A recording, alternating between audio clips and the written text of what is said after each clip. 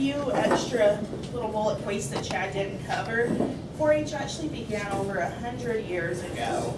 It started with, in 1914, Congress passed the Smith-Lever Act, which created the Cooperative Extension. I don't know if anybody's familiar with that. It's part of the USDA, the United States Department of Agriculture. It included work of various boys and girls involved with agriculture, home economics, and other subjects related to agriculture and home economics, and that nationalized the 4-H program, and they adopted the Clover emblem. The Cooperative Extension is a unique partnership with the National Institute of Food and Agriculture, and is partnered up with 109 land-grant universities in the United States and over 3,000 county offices. The 4-H program today is tackling tough issues like global food security, climate change and sustainable energy, childhood obesity, and food safety. 4-H programs offered outside the schools include, there's different clubs you can attend, camps, science, engineering, technology, math, ag, animal sciences, rocketry, robotics, environmental protection, computer science, dance. The list goes on and on and on. The national focus is on healthy living, citizenship, and science. It is the nation's largest youth development organization. There's over 6 million youth in urban neighborhoods, suburban schoolyards, and rural farming communities. 4-H fosters the learn by doing approach. Kids that are in 4-H are 2 times more likely to get better grades in school, 2 times more likely to plan to go to college, 41% less likely to engage in risky behavior, and 25% more likely to positively contribute to family and communities. 4-H is found in every state of the United States. In addition, it's also found in the District of Columbia, Puerto Rico, the U.S. Virgin Islands, Guam, American Samoa, and every U.S. Army and Air Force installation. It's found in over 80 countries around the world. Some famous 4-Hers include Faith Hill, Reba McEntire, Jacqueline Kennedy Onassis, Jim Davis, the founder of Garfield, Al Gore, Dolly Parton, Johnny Cash, Ben Nighthorse Campbell, Herschel Walker, and Reggie White. Pueblo County, I'm here for the Pueblo County 4-H Foundation. The Pueblo County 4-H Foundation has been in existence since 1961. We are a 501(c)(3). The purpose of the Pueblo County 4-H Foundation is to provide financial support for the 4-H program in Pueblo County. Pueblo County today has approximately 550 youth, 15 4-H clubs, and over 125 registered volunteers. Less than 4% of all the funds that are generated by the 4-H Foundation go to operating expenses for the 4-H program in Pueblo County. This year, Pueblo County 4-H awarded 14 college scholarships totaling over $12,000. We also provided funds to allow children to go to 4-H camp, a district leadership retreat for ages 13 to 18, a Dare to Be You camp for 9 to 13-year-olds. There's 4-H Day at the Capitol that we also supported, and we sent numerous kids on that trip as well. We sent them on exchange trips, in-state and out-of-state. We sent them to Washington, D.C. to meet with the officials in D.C. And we also awarded different county fair achievement night awards. With Pueblo County 4-H, we are building today's youth for tomorrow's leaders in our community, our country, and our world. Right now, what we are doing is we're actually hosting a Michael Martin Murphey concert, and for those of you who don't realize, he is also a member of the Pueblo 43 chapter. He is a Beulah resident, and so he has agreed to do a fundraiser for us. So July 13th, it'll be during the Pueblo County Fair. We will be hosting a dance and a concert. And I do have tickets for sale and sponsorship forms if anybody's available. And that's all I had. If anybody has any questions, let me know. Yeah, how many, I'm sorry, not offices, club branches? You said there's 13 in Pueblo, 15? 15. How many are in Pueblo West, you know? I would say we probably have 4 or 5 out here in Pueblo West. Yeah, you, I think, sponsor or are heavily involved in that craft show at the fairgrounds. We are. Bells at Christmas. We do several craft fairs at the fairgrounds, and the Bells of Christmas is a large one for us as well. Just as a testimonial, Lynn and I raised 2 boys that were very, very active through the 4-H program here in Pueblo County, and they have moved on to college and their careers. And we're very proud of those 2 boys. And part of who they are, or a lot of who they are today, is because of the activities they had in the 4-H program. They excelled all the way up to the state level, state leadership teams, exchange groups, went to Washington, D.C. And I really, really give the 4-H program a lot of credit to who they are today, and we're very proud of them. How many alumni do we have here?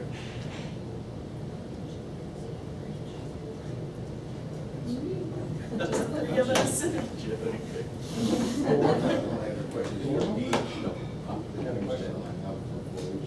You know, they can start as young as 7, I believe, with the Clover Bud program, and then they also have college programs available as well, so you can go up until the time that you're about 21, 22 years old. Yes. I know one of the things that 4-H is most famous for are the livestock auctions, Correct. and some of those kids bring in some big dollars. Can you talk a little bit about what they use that for? Sure. The 4-H kids, there's 2 livestock auctions. There's one during the Pueblo County Fair, which will be July 14th, and then there's one during the Colorado State Fair.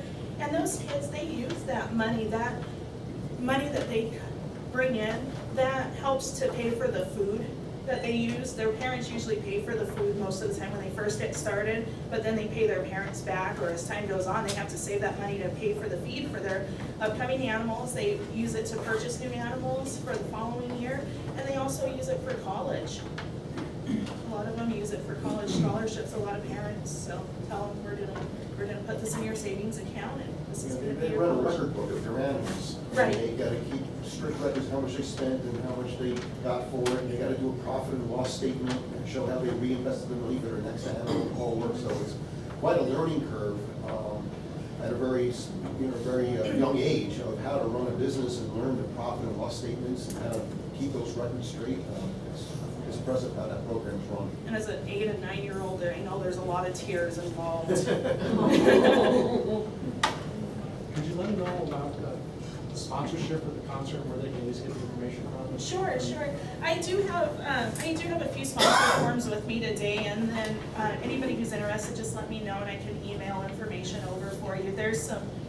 We wanted to make it affordable. We know the economy isn't great for anybody right now, so we do have some less expensive sponsorships. There's $100 sponsorships, and there's going to be good advertising associated with that as well. And you can get a hold of Barb or myself at our office, Soul Store.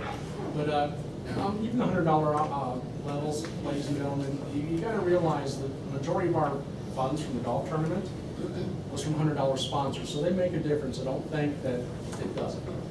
They add up, and it's really a great cause. Thank you.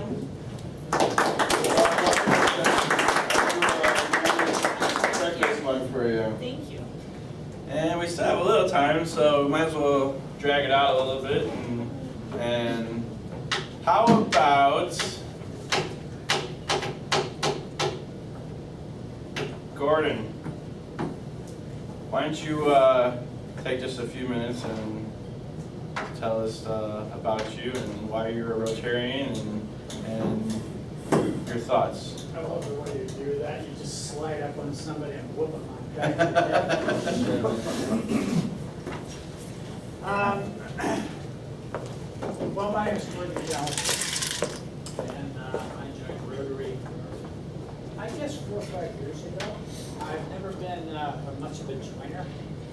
I had a career in the film business, which kept me really very busy, so I didn't really belong to many organizations except for the Directors Guild of America, which I was fairly active in. But as far as fellowships and community groups, I really didn't have the time. I didn't even play golf, that's how busy I was. And it's a good thing, because I tried to learn that when I came here, and I really suck.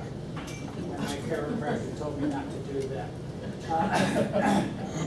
But when I came up here, I had retired to a little ranch I had in New Mexico, and I was very happy there. I was very remote, just me and my dog, and I developed a medical condition where I would start spinning and I'd fall over, and I'd be incapacitated for anywhere from a couple of hours to a day and a half. That's not a good thing to have when you're living on a remote little piece of property in the Sangre Cristos. We couldn't figure out what it was, so I decided to relocate to some place where if I called 911, they'd actually know where I was. And I picked Pueblo West for various reasons. I did a whole location scout all the way from below Albuquerque up to Cheyenne. This is the place that fit me. And I didn't expect that. I did not expect to be in Pueblo West. But here I am, and it fits me even better today than it did when I came here. I love this community. I like the small city atmosphere. Everything I need is here. There's 2 great hospitals, a great response time from the fire department, the crime is, it's just a really good place to live. I like the fact that it's primarily a blue-collar community that is family-oriented, and I haven't met anybody here since I moved here who asked me what country club I belong to. And I like that. So I like, anyway, I came here, and I met a fella through another fellowship I belonged to who said, why don't you come to breakfast at Rotary?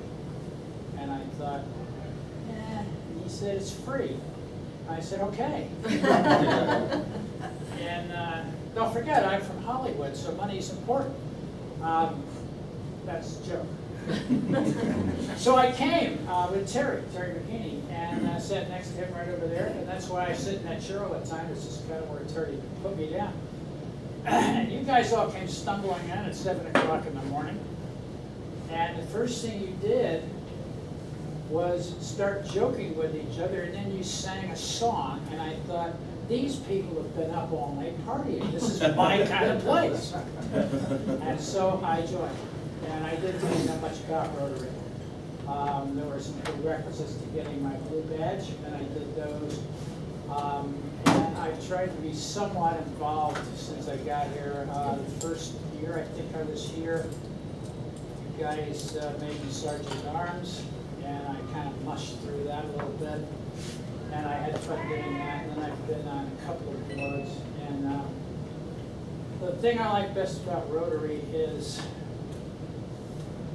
I think community camaraderie.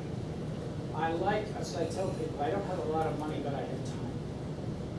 And that's what I invest, is my time. And I like the things that we do that help the community. I'm not terribly involved in Rotary International. It's kind of too big for me. That's okay, because it's not for some of you guys. I like to invest my time in the Dictionary Project. I like to invest my time in helping out when I can with the golf tournament. I think Oktoberfest is a really good thing. I invest my time in that to the extent that I can. And what Rotary's helped me do is something that I knew I would have to do when I relocated, because I didn't know anybody here. I had no family, I had no friends here. The people I knew in New Mexico and Arizona and back east said, why are you doing that? And I said, it just feels right. But I knew when I came here that I would have to find a network to get into the community. And between the 3 different things that I'm fairly well involved in, or 4, Rotary has been a big contributor in my networking in the community, where I walk into a store or a bank or a business, and I invariably see somebody I know, either from this group or a connected group. And it's a marvelous thing to be able to say, you know, hi John, hi Andy, hi Joanne, whatever it is, you know, and network that way and meet people. So it's been a very good experience for me, and I hope I'm around a little bit longer, so I can meet with you guys. I'm not going anywhere. Say, where are you going? I'm not going anywhere. I mean, I just want to be around there. You know, I really like you guys. That sounds like a plan. I have no intention of doing that. In if I can pull over, just put a blanket over me and get it. Stuff you. But before I finish, I'd like to suggest that we stand up, give Andy a round of applause, and maybe sing a song. He's a jolly good fellow. There it is. Stand up and give Andy. Come on, Andy, stand up. This is for Andy. For he's a jolly good fellow, for he's a jolly good fellow, for he's a jolly good fellow, that nobody can deny.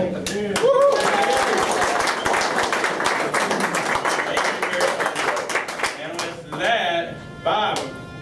With Andy.